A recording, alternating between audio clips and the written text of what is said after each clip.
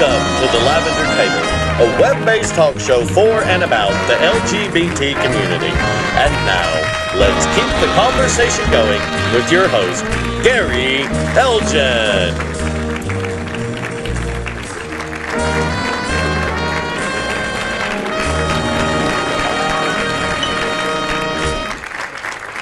Welcome back to the Lavender Table. Gary Elgin, sitting with Mama Jean, the Queen Mother, Jean Nutter. Cheers. Cheers. A little bit of shine never hurt anybody. Oh, that's good. People will be amazed it's not Gaffer.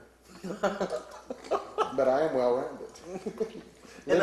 And I'm well lubricated. When we left off, we were talking about the dark days, the 80s here in Knoxville. I, of course, came to Knoxville in '92. The dark days had extended into the 90s a great deal. I was acquainted with Jan Lynch, one of our more famous photographers and artists and humanitarians. A wonderful man. A wonderful man. I was a friend of his. Yeah. He was before his time, and his time was too short. And of course, you know that his collection of photographs are on permanent display at the it's Tom of Finland Museum. I think it's in LA. Yeah. And so anybody that happens to find themselves in LA, go to the Tom of Finland Museum, and you can find one of Knoxville's better-known homosexuals. His work was also featured a number of times in the RFD, the RFD magazine, the Radical Fairies magazine, produced here in Tennessee. He was a friend and contributor. He was a dear man. He was. I became acquainted with him through the New Age store that I was managing, and through Gay Pride back in '93, and he was tremendous. He walked into a room and you knew it. Mm-hmm. You knew he was there. There was the no smile was infectious. I painted a portrait of him once, and I tried so hard for it not to be caricature-like, but his features were just... It called for it. Did it not? It did. His personality was larger than life. It was. Hirschfield would have had a heyday with him. Yes, absolutely. The smile, the teeth. Yeah. And a lot of people don't know, but he was an Eastern Rite Catholic priest. Yes, he was. In fact, he was, when he passed away, he was laid out in his vestments, thank you. He was a dear man and a dear contributor to the community. Yes, he was. There was nothing he would not contribute to further LGBT rights, AIDS research. He was phenomenal. And he, of course, he was positive. He was one of the first in town that we lost, and but he never complained. He always a smile, always positive, always looking for tomorrow.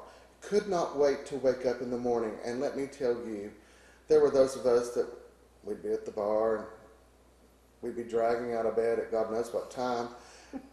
He'd be at the door like he had just gotten a B12 shot, ready to go. Let's go do something. He loved life. Yes. And he loved living life with others. Yes. You and I had just talked about off camera. We have conversations off camera, Mama Jean and I, and we had just talked about Auntie May. Yeah. And Jan Lynch is a perfect example of life as a banquet. Yeah. Life is a banquet, and most poor suckers are starving to death. Sons of bitches. I'm the book, he's the movie. But I always like to add, honestly, ... We chose to sit at the table. Yes. Experience life. I don't believe that I call anybody younger than 40, I'm going to call you children. I'm going to call all of you children. Let me get that out. But better you than me. honestly,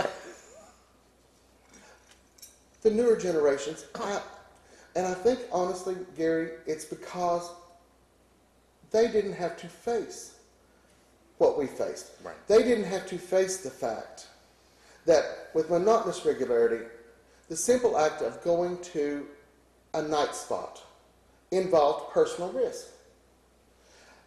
I had been beat on 17th Street in 1984 between Highland Avenue and Grand Avenue by 5 Carter High School football players for doing nothing other. I lived at Fort Sanders Manor at the time, and the factory was the bar to go to. A beautiful, beautiful. We thought we had entered the real world when we got the factory. Little be nuts to us that it was a cover for the mob. We just enjoyed the beauty of the bar. Tell everyone where the factory was. The factory was on the corner of Dale Avenue and 17th Street. And literally, straight up the hill and over the hill was Fort Sanders Manor, where a lot of young gay people happened to have started out. Myself, everybody knows, the irrepressible Raz. We were roommates at the time. And we had another roommate. His name was Bruce. And we called him Ruby, by the way. And Ruby tended to just get snookered. And for whatever reason, my boyfriend at the time and I had walked down from our apartment to the club, and Bruce had already gone ahead. And Bruce got snookered, and we were asked by the management to get him home. And so we just proceeded to walk up the hill, like anybody would walk up a city street. And this car circled twice, and for lack of a better term, gaydar. Everybody knows what the word means. My gaydar went off. And I thought, why is that car circling? And I saw in the car that it was full of high school, college age boys. And so I told Britt and Bruce, I said, this car is circling. Let's speed up. We'll get up over this hill. I said, they're probably going to yell something at us. Whatever they do, don't respond. Keep looking ahead, walk fast. Which is hard to do when one of us is snookered. And I see the car, and of course they yelled, like I said they would. And my friend Bruce, being from Laverne, Tennessee, could not resist. He responded. And I saw him speed up. And I thought, okay, let's cross the street so they can't get to us. Not thinking, which is a rare thing for someone like me who tries to figure out where trouble is and avoid it. Well, and 2 steps ahead. Right. You do and that. 2 steps ahead. You do that, yes. I'm worried about 2 individuals. I'm not paying attention to the fact there's a parking lot on the side of the street we're crossing to. And they circle around and they whip into the parking lot. And so now we're on the same side of the street. And they're getting out of the car. And I told my young friend, my boyfriend, Britt, I said, Britt, take off running. I said, no matter what you hear, don't look back. I'll call you when I get home. And Britt ran down the alleyway. His grandmother lived on Grand Avenue. And so he ran down that alleyway. He did for once in his life, he did exactly what I asked him to do. And fear is the great equalizer. Yes. And he ran in and waited for me to call him. So now it's just myself and Bruce. Well, Bruce is the one that yelled at them, but Bruce was small of stature. He was about 5'5", 5'6", and could not have weighed more than 140 pounds. And of course, there's me. So naturally, they go after the monument, and I am beat senseless. And the only way I got them off of me, and they were literally beating me in the middle of the street on 17th Street. Imagine that. I remembered all of a sudden on Highland Avenue, half a block away, was a fire station. I started yelling fire. And and from the ground, I saw the firemen come out looking. And I was bloody and I had concrete scrapes where they kicked me. I cracked a rib, and my glasses were broken, my clothes were ripped. But anyway, and I looked over. They knocked Bruce out of the way and just left him. And he, being snookered, stayed there. So they took off running for fear of the firemen. And somebody said, well, did you call the police? I said, why? It's Knoxville, Tennessee.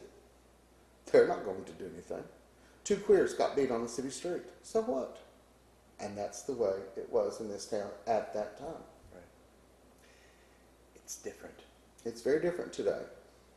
We have a mayor. We have a mayor, and as I've said a number of times this year, we've grown up. Mm-hmm. The town has grown up. Yes. I would never have expected it. I explained this to my parents when I came out. I said, you have to understand, we live in a bubble inside of a bubble. And therefore, people of my age tended to live, and some to this day still do. Yes. They live 2 separate lives. That takes an awful lot of energy. And I am too old to expend that kind of energy. I understand that. I wish the younger ones did. Actually, they've started out there now. I mean, you and I have actually talked about that at length. The generation that is growing up today has very little of the cautionary Right. measures They that don't- we had to go through. Right. They come out almost from the womb. As I like to say, they treat going out as young gay people today like they're walking into a Walmart or a Walgreens. Yes. And that has its good sides and it has its bad sides. For someone of my generation, I look at it and I think to myself, we fought for this. We fought for this very thing that we are enjoying today. And yet there is a part of me that questions, was it worth it? Because they don't understand how hard and how long so many people before ourselves, and ourselves included, have fought. How many people have died? They didn't have to go through the plague. They didn't have to walk into that hospital room with all those machines. They didn't have to watch their friends vomit blood and the doctors not be able to know what to do. Right. They didn't have to raise money to put tombstones on their friends' graves because their families would not acknowledge them. Right. I don't know that they're better off. I know that we are. But so much of our history is oral, no pun intended.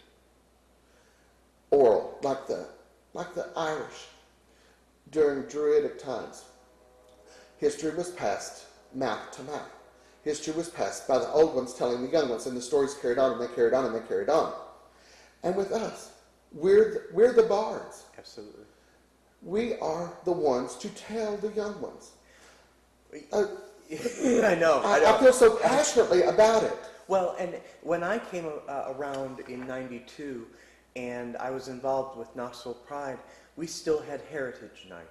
Mm-hmm. And Heritage Night was that oral history. Right, it was. It was. And when we come back, we're going to talk to Gene about the essence and the beginnings of Knoxville's heritage in the gay community, or at least as far back as he goes. To Knoxville's, which is pretty far. to Knoxville's 10% when we come back on the Lavender Table.